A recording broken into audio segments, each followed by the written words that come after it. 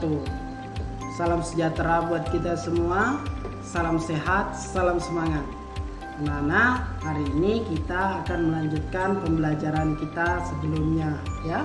Hari ini kita akan mengawali tema 4, yaitu tentang globalisasi. Tema 4, subtema 1, pembelajaran 1, halaman 1 sampai dengan 8. Tapi sebelum itu tentunya Bapak tidak lupa mengingatkan kalian bahwa kita masih dalam kondisi pandemi COVID-19. Oleh karena itu lakukan 3 hal penting agar kita terhindar dari virus COVID-19 ini, yaitu yang pertama, jangan lupa gunakan masker ketika keluar rumah. Yang kedua, cuci tangan menggunakan sabun minimal 20 detik. Dan yang ketiga, jauhi kerumunan, jaga jarak ya, dan luangkan waktu untuk berolahraga tentunya. Baik anak-anak, seperti biasa sebelum kita memulai pembelajaran, Bapak akan menyampaikan tujuan pembelajaran kita hari ini ya. Tujuan pembelajaran kita hari ini diantaranya adalah diharapkan dengan melakukan diskusi atau mencari informasi, kita mampu menjelaskan peran Indonesia dalam berbagai bentuk kerjasama di bidang sosial, budaya dalam lingkup ASEAN dengan tepat. Yang kedua, setelah berdiskusi dan mencari informasi, diharapkan kita mampu menyajikan informasi tentang peran Indonesia dalam berbagai bentuk kerjasama di bidang sosial budaya dalam lingkup ASEAN dengan tepat. Yang ketiga, dengan membaca teks eksplanasi, diharapkan kita mampu menyebutkan informasi penting dari teks tentang cara menghasilkan energi listrik dengan tepat. Kemudian dengan membaca teks eksplanasi diharapkan kita mampu menyajikan informasi penting dari teks tentang cara menghasilkan energi listrik dalam bentuk visual. Kemudian dengan mengamati gambar model rangkaian listrik PLTA diharapkan kita mampu mengidentifikasi cara menghasilkan energi listrik. Kemudian yang terakhir adalah setelah mengamati gambar model rangkaian listrik PLTA, diharapkan kita mampu melaporkan hasil pengamatan tentang cara menghasilkan energi listrik dengan benar. Baik, itulah tujuan pembelajaran yang akan kita pelajari hari ini. Mari kita bersama-sama belajar pembelajaran 1 ini. Ya, kita mulai. Globalisasi di sekitarku. Kalian tentunya sering menonton film-film yang canggih ya. Contohnya ini seperti Captain America ya. Nah, ini adalah salah satu bentuk pengaruh globalisasi. Kita bisa menonton di mana saja tentang film-film kecanggihan suatu yang dibuat melalui film ya. Nah, di sini Bapak peragakan dengan menggunakan gambar aktor film di sini ya. Nah, kita berada di era globalisasi. Dapatkah kamu menyebutkan dan menjelaskan fakta tentang globalisasi yang ada di sekitarmu? Sekarang kita amati. Amati berbagai produk yang ada di sekitarmu. Produk tersebut bisa berupa pakaian, kemudian tas atau sepatu yang kamu gunakan atau temanmu gunakan. Nah, kamu juga bisa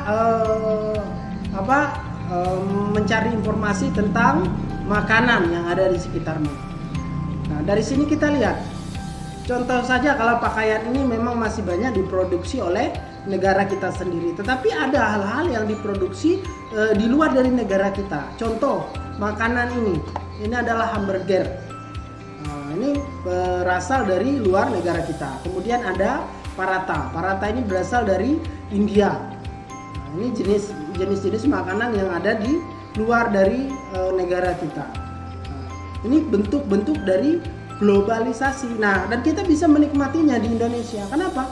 Karena ini sudah bisa diproduksi di Indonesia, ya, seperti itu. Kemudian pakaian, kita lihat ada berbagai merek sepatu misalnya, ada Adidas, Nike dan lain-lain. Itu bukan Indonesia yang membuat. Ada nggak sepatu yang dibuat oleh Indonesia? Ada, ya. Tapi banyak yang kita gunakan itu jenis-jenis barang yang dari luar negeri, dan itu adalah pengaruh dari globalisasi tentunya. Kita lihat sebuah peta berikut ini. Nah, kita lihat ada jam tangan. Jam tangan ini banyak berasal dari Swiss. Kemudian ada karpet atau ambal, ya. Itu yang paling terbaik itu biasanya diproduksi oleh Turki. Kemudian boneka-boneka atau mainan anak itu banyak berasal dari Tiongkok. Kemudian kendaraan seperti mobil, ya, itu produksi dari Jepang. Contohnya Honda, Suzuki dan lain-lain, ya. Honda jenis-jenis merek-merek dari kendaraan, ya, baik motor ataupun mobil. Indonesia sendiri memproduksi apa? Yang paling terkenal dari Indonesia itu adalah batik. Kemudian ada dari Selandia Baru, yaitu susu, ya. Ini merupakan produk-produk dan beberapa macam produk yang diproduksi oleh negara-negara lain. Berdasarkan gambar tersebut, perhatikan tabel berikut ini. Nah, kita lihat. Nama produk jam tangan asal negara adalah Swiss. Kemudian ambal atau karpet dari Turki, ya. Kemudian boneka atau mainan lain itu berasal dari Tiongkok, mobil dari Jepang, ya. Kemudian susu berasal dari Selandia Baru dan batik berasal dari Indonesia. Ini adalah jenis-jenis produksi dari beberapa negara yang dapat kita nikmati, ya. Globalisasi memungkinkan beragam produk dari negara lain dapat kita temui. Kita bisa menemui berbagai makanan dari negara lain seperti pizza, jam tangan atau boneka dari negara lain. Produksi Indonesia juga bisa ditemui di luar negeri, misalkan batik. Perkembangan komunikasi dan transportasi menjadikan barang-barang tersebut mudah ditemui di negara lain. Zaman dulu untuk melakukan perjalanan ke luar negeri, manusia hanya bisa menggunakan kapal dan butuh waktu yang sangat lama. Tetapi sekarang untuk kita ke luar negeri tidak membutuhkan waktu yang terlalu lama.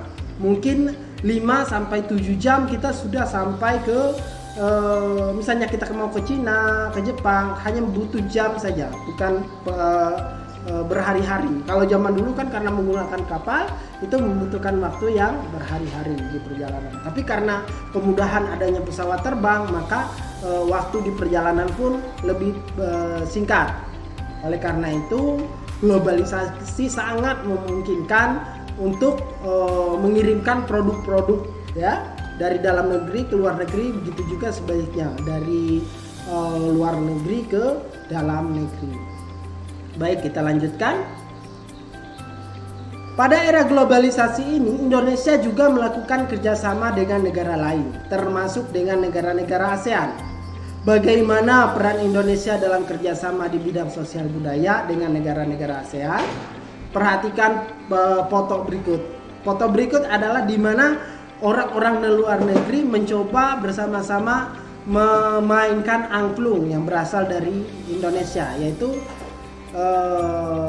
pada saat melakukan rapat di Jakarta, Bapak lupa tepatnya kapan, ya. Ini gambar ini menunjukkan bahwa Indonesia memperkenalkan budayanya melalui angklung. Ini bisa kita baca, situasi berubah drastis pada puncak acara penampilan angklung interaktif oleh Saung Mangjo. Kalian bisa baca di buku kalian, ya. Menteri Luar Negeri Hillary Clinton promosikan angklung ke dunia. Menjelang akhir pertemuan ke-44 Menteri Luar Negeri ASEAN, tepatnya pada tanggal 22 Juli 2011, malam di Hotel Nusa Indah Bali, diselenggarakan acara makan malam. Acara tersebut dihadiri lebih dari 50 Menteri Luar Negeri. Tampak Menteri Luar Negeri Amerika Hillary Clinton dan Menteri Luar Negeri dari negara-negara ASEAN, Cina, Rusia, Uni Eropa, peninjau dan tamu dari berbagai negara lain.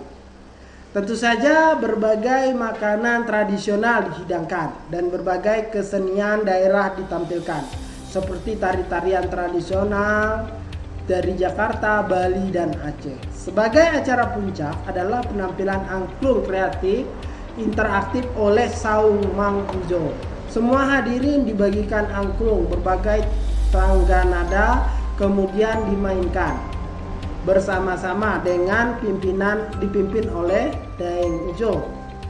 Tampak semua undangannya berbahagia. Mereka dihadiahi angklung yang baru saja mereka mainkan sebagai tanda mata dari Indonesia.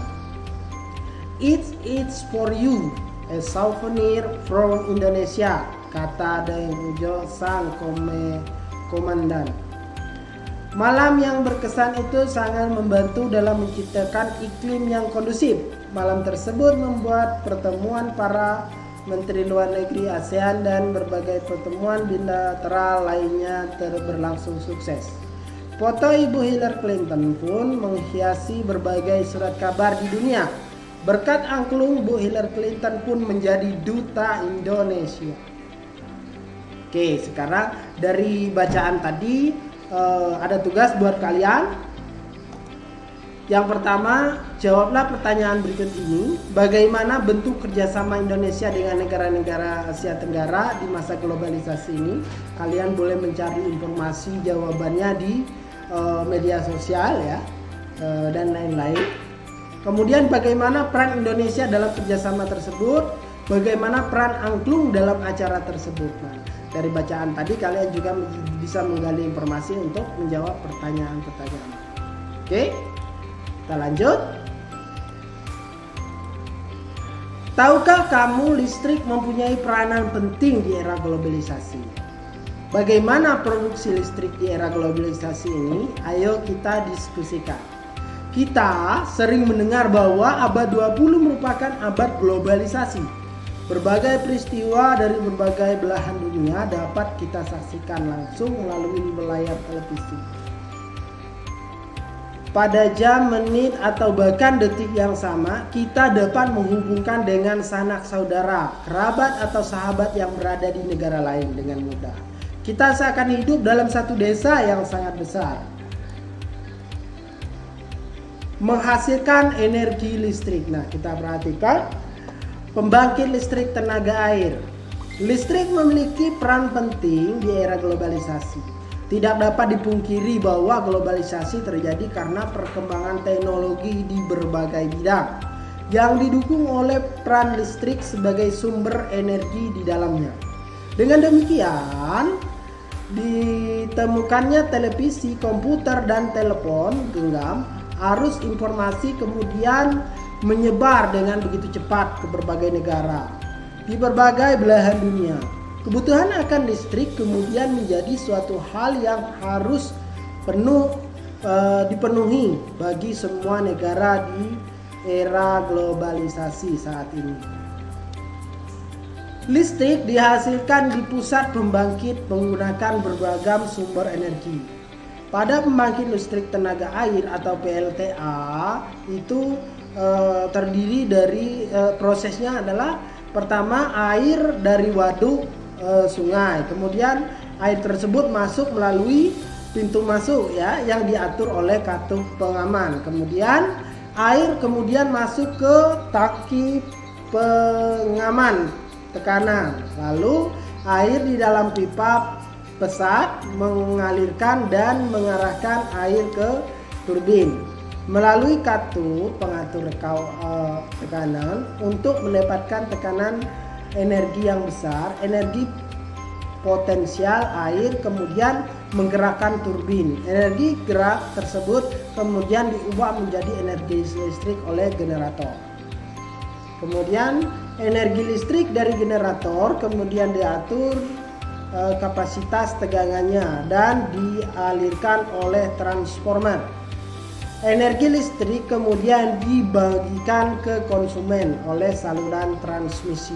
Nah, ini adalah proses terjadinya listrik PLTA ya, atau listrik tenaga air ya.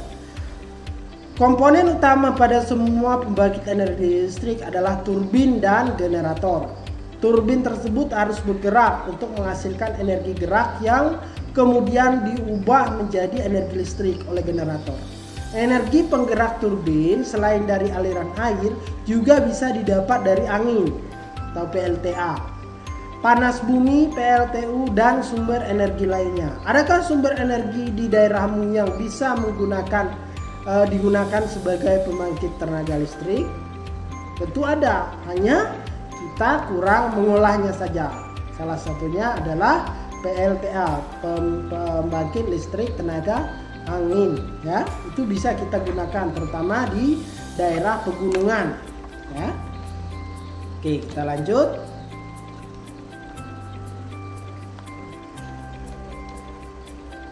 Ayo menulis. Kamu telah memahami tentang proses menghasilkan energi listrik dengan komponen-komponen utama pada pembangkit listrik tersebut. Komponen utama pada semua pembangkit energi listrik adalah turbin dan generator atau dinamo. Turbin tersebut harus bergerak untuk menghasilkan energi gerak yang kemudian diubah menjadi energi listrik oleh generator atau dinamo. Pada pusat pembangkit dari waduk besar, energi listrik yang dihasilkan juga sangat besar dan mampu memenuhi kebutuhan listrik warga di banyak wilayah. Di daerah pedesaan yang belum terjangkau aliran listrik dari pemerintah, warga terkadang membuat pembangkit listrik secara mandiri dengan memanfaatkan aliran air dari sungai atau air terjun yang ada di daerahnya. Pembangkit tersebut tentunya menghasilkan energi listrik yang hanya cukup untuk memenuhi kebutuhan listrik warga sekitar saja. Pembangkit listrik tersebut dinamakan pembangkit listrik mikrohidro yang memanfaatkan sumber energi alternatif dari aliran air yang ada di lingkungan sekitar. Amati gambar pembangkit tenaga listrik mikrohidro berikut. Oke, kita lihat ada gambar di sini. Pertama, teknis pembuatan arus listrik mikrohidro kita bisa lihat di sini. Dicari daerah yang memiliki aliran sungai, ya. Kemudian aliran sungai ini melewati kemiringan tanah kurang lebih 25 derajat di sini. Dan di situ dipasang kincir air atau turbin yang disebut tadi. Ya. Nah, dari kincir air ini akan memutar turbin, ya. Ini memutar turbin. Kemudian turbin ini akan mengubah gaya gerak menjadi listrik, ya. Dinamonya akan mengubah gaya gerak menjadi listrik yang kemudian akan dikirim ke perumahan atau konsumen yang membutuhkan. Ini adalah proses tenaga listrik mikrohidro, ya. Nah, sekarang tugas yang kedua. Berdasarkan gambar tersebut, tuliskan proses dihasilkannya energi listrik oleh pembangkit listrik mikrohidro. Tadi Bapak jelaskan sudah bagaimana prosesnya dan kalian cukup menuliskan bagaimana teknis terjadinya listrik mikrohidro. Oke, jelas ya? Mungkin untuk hari ini kita cukupkan. Mudah-mudahan apa yang kita pelajari bermanfaat.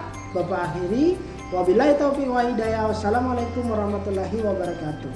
Salam cerdas.